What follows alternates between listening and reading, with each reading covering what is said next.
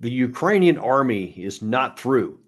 In fact, they are getting ready for another offensive to go against the Russian army and push them finally out of their country. Now, if that sounds a little bit odd to you, if you think, well, that seems very different than what you normally tell us, because what I normally tell you is what's actually true. I tell you what's actually going on the ground. But what I just said there is a repetition of what President Zelinsky said to Bret Baier last night on Fox News, where there was a pretty broad-ranging and frank and open discussion between Bret Baier and Zelinsky. We're going to show you a number of clips from that here in a minute. But the one thing that you're going to see there is a beleaguered leader who has been through so much and still is a believer to this day. Now, listen, let me just say right off the front, right at the outset here, that this is not bashing Zelinsky. I'm not one of those people. I have tremendous respect and if not admiration for what he's doing, because I can't even imagine the pressure. Just think of the pressure any one of us goes through at our job. Things are going bad, whatever. We've got some things in our life that are problematic and you're under a lot of stress, and how hard that can be just in a normal life. Now, imagine if there is never a vacation, there's never a day off. There's always somebody's life on the line with the decision that you make, et cetera. And the camera's always in your face, like literally always. That kind of pressure, there's probably only a handful of people on the planet that understand what that's real like. And so I don't minimize that at all. And what's on his shoulders, and you know, the whole country and their security is at stake based on what he does or doesn't do. It's a hard thing. What I am going to say, though, is to say that at some point, emotions cannot rule the day. And I'm actually going to start off here. I'm going to throw Gary a little bit of a curveball here. I'm going to start off with a clip from a speech that Zelensky made at the beginning of this war. And what you're going to see here is a very confident man. And in my view, this may be one of the finest speeches that he ever gave. Here's just a sample of a clip that he said. This was on literally the night before the war started. Ваше руководство одобрило их шаг вперед на территорию другой страны. И этот шаг может стать началом большой войны. Мы точно знаем, нам не нужна война, не холодная, не горячая, не гибридная. Но если на нас будут наступать войска, если у нас попытаются отнять нашу страну, нашу свободу, наши жизни, жизни наших детей, мы будем защищаться. So remember what was going on there. The U.S. in the days before this were so sure that the Russians were coming that President Biden publicly said, our intelligence says that they're going to attack. We had moved our diplomatic people out of the capital city and all the way to the west to Lvov. And everybody was afraid that Zelensky would leave. In fact, there was lots of reports that surfaced that said that he was offered safe travels with he and his family out of the capital city, out of harm's way, as soon as, you know, tanks had crossed the frontier. And he famously said, I don't need, your help. I need your bullets. And he didn't run anywhere. And that speech he gave the night before, his actions there galvanized the people, and they put up a spectacular defense in the face of overwhelming odds. I think that probably looking back now 2 years later, I think that Russia probably thought that something like what happened in the 1956 invasion of Hungary would happen, that then Soviet tanks came flooding into the country from all these directions, and it paralyzed the leadership, and they basically succumbed and gave in right there. And it was a very bloodless issue. I mean, comparatively so. It was a very short issue. And the Soviets put the thing down. I think that that's what they expected, especially when they heard that the U.S. had moved its embassy out. And Zelensky instead just put his thumb in the nose of Putin and said, no, we ain't doing that. Galvanized his population, and they fought like crazy, much more effective than anybody gave them credit for. I'll even admit that they fought a lot better than I expected them to in the early phases, not out of any lack of patriotism, but I just didn't think that they had the capacity to do. Now, what I underestimated was also, or rather overestimated, was the Russian ability on day one, which we now know was not a fraction of what it appeared to be based on the training that they had done and all the things that they had done prior to that in the decade or two before in so-called reforms was pretty much hollow.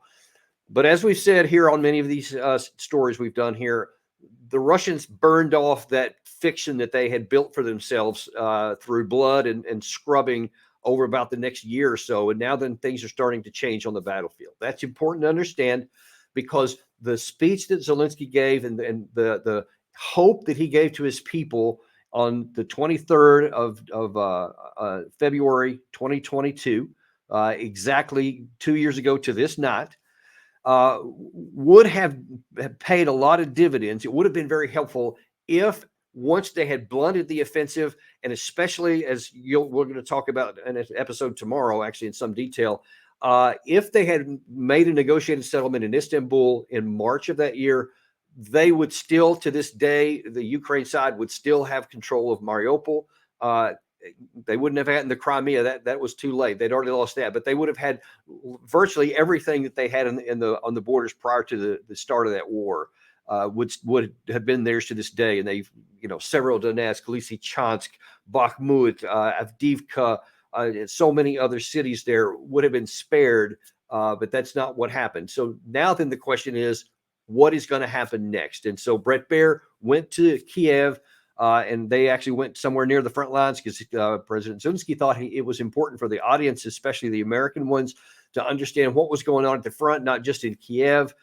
So he brought Bret up there. And so in the next few clips, I'm going to show you kind of a tour of some of the bigger issues that he said. And I'm going to tell you what the so what of all those things are. Let's first of all take a look when Bret Baier asked him, is this war right now at a stalemate, or how do you see it? Here's what he said. First of all, it's not a stalemate. Indeed, it's very complicated in the East. There is a lack of certain weapons. They do have air superiority, and they have superiority in terms of manpower.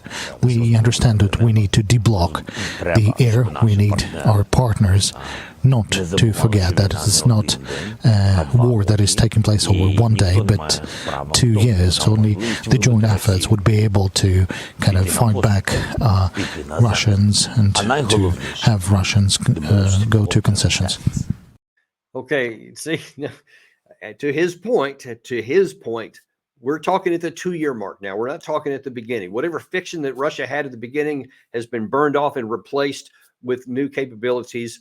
Whatever capabilities the Ukraine side had at the first are now known, but now then they have lost a whole lot since that time. At the 2-year mark, to concede that the enemy has superiority in the air and that they have superiority in manpower. Those are two of the absolute most vital elements necessary to build national combat power to win wars. So there is no path forward that he's going to lay out in any of this conversation here, or any of the other American supporters, which we're going to show you a few of toward the end of this segment. What they're saying is there's also no path to change those two dynamics. Nobody is telling anybody how you're going to get rid of the advantage that Russia has in the air, or how you're going to overcome the manpower issue they have. And we're talking 5-to-1 advantage in military age male population between the two. Millions more on the Russian side. And hundreds and hundreds of aircraft superiority on the Russian side. Doesn't matter how many F-16s you have, you'll never even come close to parity in that. So on those 2 points alone, it seems pretty unlikely that they're rather better way to say it, there's no path to form the logic to suggest that we're not in a stalemate and that we're going to turn things around and drive them out of our country, which is kind of what he said toward the end of that clip there. But as it turns out, those aren't the only two problems that they have, because it's also artillery issue. As a matter of fact, there was an article earlier today in Defense One, which says that the West is underestimating Ukraine's artillery needs. And we thought that was pretty clear that they had some needs on it. But as it turns out, it's a lot worse than we even thought. Again, at the 2-year mark, what the authors said was that the cumulative total of the United States and Europe throughout the remainder of this year, 2024, that they will be able to produce about 1.3 million rounds of 155 millimeter ammunition. But this would, to quote the article, correspond to around 3,600 shots per day. If you compare the value with the minimum that the Estonian Ministry of Defense study believes it would require of 6,700 a day, even our lower minimum value that others state that 5,000 per day, that's still far too low. So what we're saying in the West is that we will be able to produce enough artillery rounds by the end of the year to have 3.6 shots per day. Russia is somewhere between 8 and 10, and sometimes it surges up, just to give you a means of comparison. Russia is on a path to have up to 4.2 million shells per year, and that's what they can domestically produce. That doesn't even count what they can get from North Korea, which apparently is providing up to 1 million shells as well. So that imbalance is not going to be capped. It's not going to be met. So you're not going to overcome the air power advantage they have. You didn't even mention the air defense, which is an even larger imbalance. You're not going to reverse the manpower. And in the foreseeable future, you're not even going to come close to meeting parity with artillery. So again, we have to start building this case of logic and ration and saying, upon what are you going to build your future and your hope that continuing the war is going to have a different outcome than the first 2 years have. But then Brett asked him, okay, what about some of these rumors that you're willing to trade some land for peace and actually have a frozen conflict and maybe have a negotiated settlement that way? Here's what Zelinsky said to that. Putin has to understand what all of us, what we have to do to push him. He has to understand that all the world needs peace, and all the world will not give him possibility to occupy Ukraine and to destroy it totally, what he really wanted and still wants. Okay, it's if you can't overcome all those things, the tangible things on the ground, I'm saying, and you see that Russia is on the advantage in all those categories I mentioned, plus quite a few others, it's hard for me to see how you're going to convince the intangible to make Putin believe that he's not going to be able to win on the ground here, that he has to understand that the world wants peace. And when he says the world wants peace, what Zelensky means is that the world wants Russia to lose. So somehow we're expecting to get to a situation where Putin willingly just accepts defeat, even though he's in the superiority of situation here. So you're seeing that a trend is forming here so far in this conversation. Things are not lining up with reality on the ground. Unfortunately, it continued. A lot of countries say that we need ceasefire, we need to sit and have frozen document, and war will end. No, the answer is not only about territories; it's about our security. He will never stop. Yes, until he will lose in this war, but he will lose, not the world. His losing is just to be on his territory. We don't need any piece of his, any meter of the sovereign other country. That means that we don't want, just my signal is, don't want to repeat Minsk agreement. Okay, that interesting is that last part there. So he says at the beginning, no frozen conflict, which some people are saying, hey, look, basically like a ceasefire without conditions, and let's just freeze it where it's at and try to negotiate an end, and maybe that'll just become the new partition line. So he's saying, yeah, we're not going to do that. And then he adds in that he doesn't want another Minsk. Now that's ironic because that's maybe the one area of agreement that both Putin and Zelensky have, because Putin is also saying no more Minsk agreements. And if you're not aware of what the Minsk agreements were, again, we have a special tomorrow on the 2-year anniversary of the war we're going to talk about shortly. But the Minsk agreements was back in 2014, 2015, which was negotiated, that was supposed to have eliminated the problems from the 2014 civil war that had started. And it obligated the West to do a number of things and Russia to do a number of things so that the situation on the ground would turn into peaceful between the two countries, and it would eliminate the possibility of war. One of the key provisions in that was a neutrality status for the Ukrainian side, so that they wouldn't join NATO. That was an important contribution there. And Putin was saying all up to the beginning of the war in 2022, even through December of 2021, that if the Minsk agreements were implemented, then there wouldn't be a war. He said that point blank. But now then, because after the war started, just to give you a little bit more background, you had the former leaders of France and Germany openly confess that they never intended for the Minsk agreements to actually result in anything. They just wanted to buy time for the Ukrainian army to build itself up and to give it the ability to fight a war with Russia. That's what they said. So that's why Putin says no more Minsk agreements.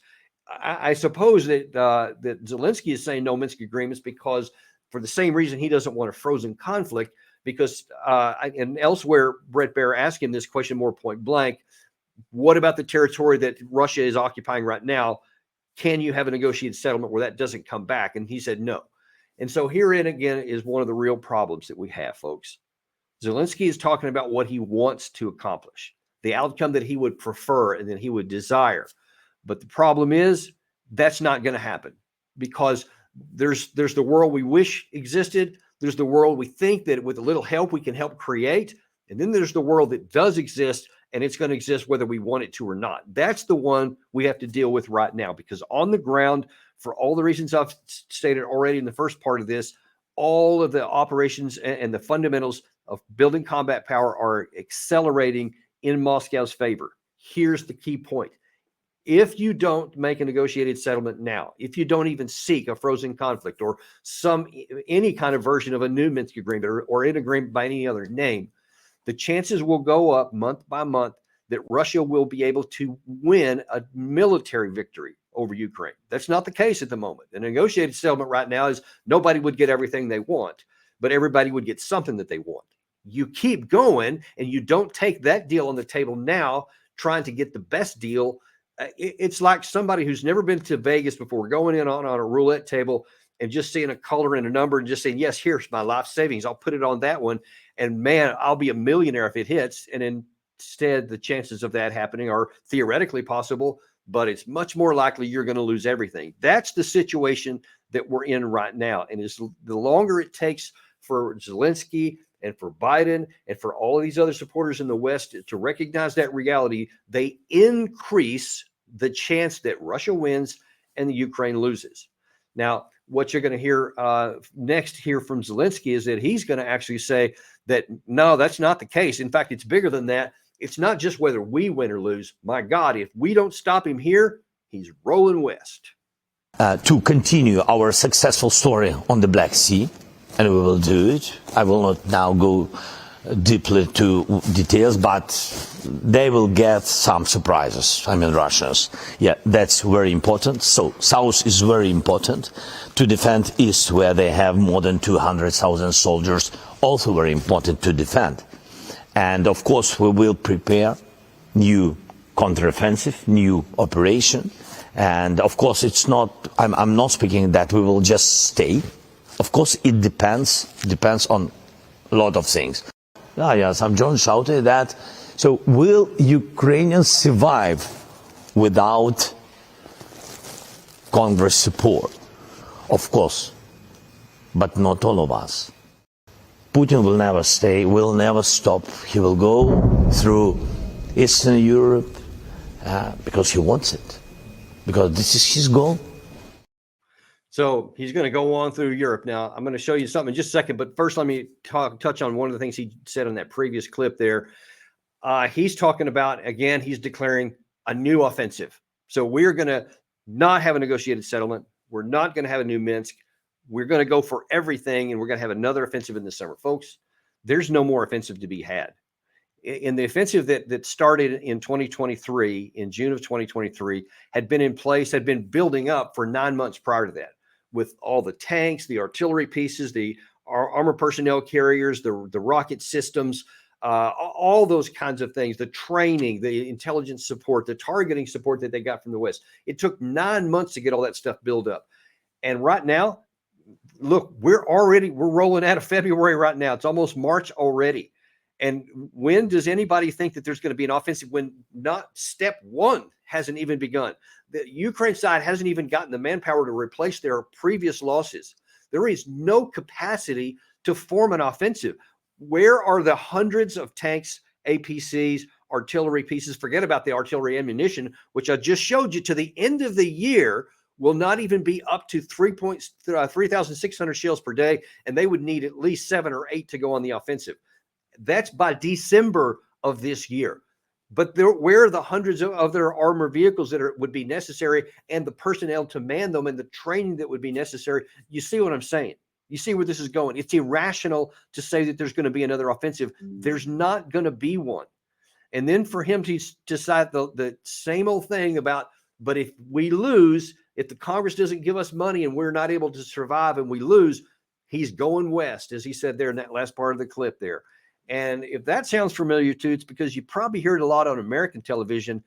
And here's one of the worst offenders. This is not just about Ukraine. If we don't stop Putin in Ukraine, he will keep going. And autocrats and tyrants all around the world will take comfort and think that they too can chunk off a piece of their neighbor. And by the way, we have to remember that the bulk of this money is going right back into the U.S. economy to make those weapons, including good paying jobs in some 40 states across the United States. Okay. Let's talk about the morality of war for just a second here, since Secretary Nuland brought that into the conversation here. Now, I'm going to limit my comments here because tomorrow we're going to have John Mearsheimer join us in a special show that's looking not just at the 2-year mark of this current war, but the 10 years of failed diplomacy that happened before that. And that figure that you just saw there, Victoria Nuland, is going to figure prominently in the disaster that has unfolded. So she had a part in the disaster that started in 2013, 2014. You'll get more details on that tomorrow, but it looks like she's continuing on with it today, is not stopping anymore, and now is, first of all, claiming without any evidence that Russia is going to roll into the rest. And all these tyrants around the world are just watching to see, will he succeed there? Because if he does, then dang, I'm going to go and do some nefarious, evil, wicked thing because they succeeded over there. Look, that's comical, and it's basically like third grade foreign policy capability. I'm just going to call that blunt what it is. That's immature analysis. It's depending on lots of emotional words to make people who are not aware of the things underneath that actually go into making tyrants do things that are immoral and unethical. Those things aren't even connected. Let me explain. Who might she be talking about? Maybe North Korea into South Korea, maybe Xi Jinping into Taiwan, something like that, right? Those are the tyrants who have the capacity to potentially do something there. What is the likelihood that Xi Jinping is going to make an offensive attack against Taiwan because of something that happens or doesn't happen in the Russia war here? He's not going to, because those things aren't connected, folks. It's going to matter what is the missile balance between the two. What is the chance of the U.S. intervening in the war, not just supplies, but actually intervening in a war against China if they go into it? What is the cost to him? How many ships would they need to try to get across the straits there? How many enemy forces would they have? What's the balance of all of those kinds of things? That's what determines whether Xi Jinping goes anywhere. How does that affect the global economy, et cetera? Those are the things that he cares about. What happens over here are things that are determined by the conditions on the ground in Russia and Ukraine. And anyone who has any kind of knowledge knows that's the truth. They know that. Nobody takes action based on what somebody else does. I mean, by that token, we should or shouldn't go to war based on what some other countries can do, Azerbaijan and Armenia, for example. No. We're going to take action based on our national interests, based on an analysis of the conditions that exist, the pros and the cons, and the power ratios, all those kinds of things like we do. Why would anyone else do it differently? Why do we imagine that somehow there's a different calculation for other people not rooted in reality? But so she's just flat wrong there. But I got to touch on the second part there, because that's the part that gets into the morality issue. She literally was gleeful in the way she said that last part there about how, hey, check this out. This is also jobs. So we should want this war to keep going because it's money for 40 states. I'm going to ask Gary to play that one again and just watch the transition, how excited she gets when she makes that statement. This is not just about Ukraine. If we don't stop Putin in Ukraine, he will keep going. And autocrats and tyrants all around the world will take comfort and think that they too can chunk off a piece of their neighbor. And by the way, we have to remember that the bulk of this money is going right back into the U.S. economy to make those weapons, including good paying jobs in some 40 states across the United States. Now, of course, she's just the Undersecretary of State. Maybe she saw her boss say this. Virtually all of the security assistance that we provided to Ukraine, that gets invested right here in the United States. That's where it's spent. So in many ways, this is a win-win for us. A win-win. Supporting war is a win-win because it's good for our economy. It's good for our jobs. It's good for the arms making industry. That's what this is all about. That's what we care about, our arms industry. Seriously, that's what you want to highlight in a war where people are dying every day, where the casualty count is through the roof. Whole entire cities are being wiped off the map in Ukraine. All these widows are made in Ukraine all the time, just anguishing in the losses. And that's what you want to focus on, that it's a few bucks for a certain sect of the American arms industry. That's immoral and unethical and insulting to me, frankly. As someone who dedicated their lives and through a full career in the military, was deployed 4 times into combat to defend America and our interest and our vital interest overseas, and our population, was willing to put my life on the line if ever need be to defend our country. It is an insult to me for you to focus on the cash over here. To even put that in the conversation is reprehensible. And I condemn it in the strongest ways. If we're going to go into a war, it should be because it's absolutely foisted on us, that there is no other way to do it, and that we would cringe about the loss of life, especially the civilian loss of life, but it's absolutely necessary for survival, something to that high standard. But to then say, oh, and hey, check this out, it's good for the pocketbook too, I find that reprehensible. I'm sorry, I had to camp on that just a second, because I think that just shows you what too many people in Washington, D.C. are thinking. And the only reason they say that is because they think it's going to resonate along with many other people. I don't think they'll find many of those kind of people on our channel here, which is one of the reasons we have it, because I think the vast majority of Americans are not turned on by that kind of statement. And I think it's no surprise that polling in the recent days said that only like 10 or 12% of Americans want to continue the war and think that Ukraine has a shot to win. So they're not worried about the economic benefit to the arms industry. They're worried about going down a path that's killing people, and it's not resulting in the outcome that anybody on our side would even want.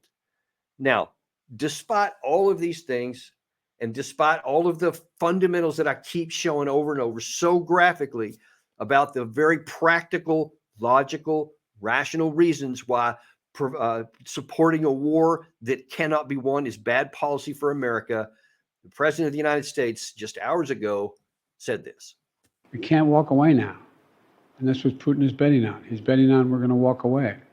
That's why I'll be speaking to the G7 folks, so some of the heads of the European Union and NATO today. That's why I'm announcing more than 500 new sanctions in response.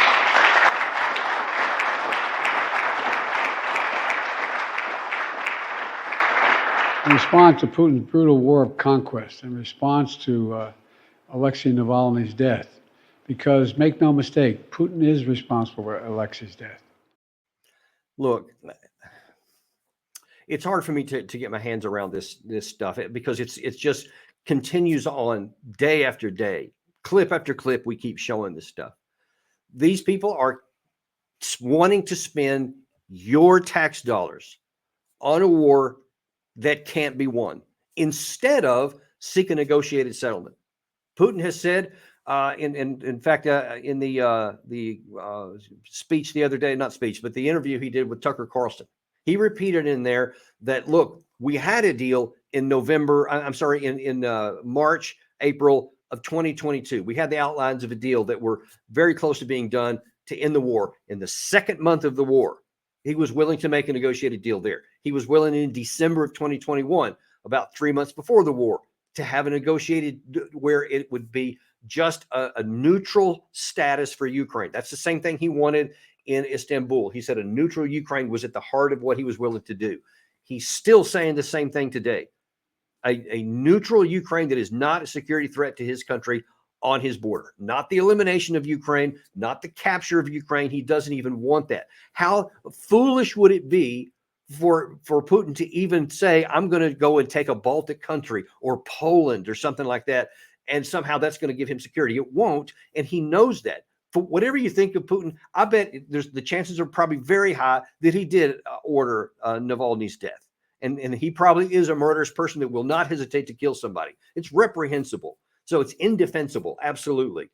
But look, that's who is in control of the nuclear arsenal in Russia, whether we like it or not. He's the one that was voted into power by the Russian people and is probably going to be reelected next month when he goes back to the poll. Those are the realities. Whether anybody likes it here or not, we don't get a vote there. We don't get a choice. That's just who they have. Ergo, that's who we have to deal with. So what's incumbent upon us is to say, given those realities, what can we do to lower the risk that we get into a war, to increase the chance of our own national security, and to make our country more economic and stable prosperity, especially throughout Europe? That's our national interest. That's where we should be putting our effort here. Since the war can't be won, we should be going down a path of saying, okay, look, Ukraine, you gave it your best shot.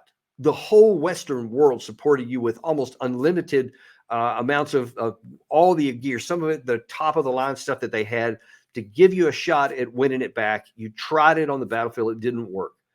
Now then we have to do something different, because there's no more prospect for that. There's no more hundreds of tanks and armored personnel carriers. It's coming. Nobody's going to give it, folks. I don't care how much cash you want to draw up or borrow or whatever else. There's just not the equipment. It's not coming. So why don't we just recognize that reality and start making some deals and tell the Ukraine side, we'll help you hold the line while you negotiate. But if you're going to not do that, if you're going to continue on with this fiction that you're going to drive Russia out, then you're going to have to do it on your own. Now, that sounds really cruel. And I know that a lot of people, it'll make them mad. And I get that.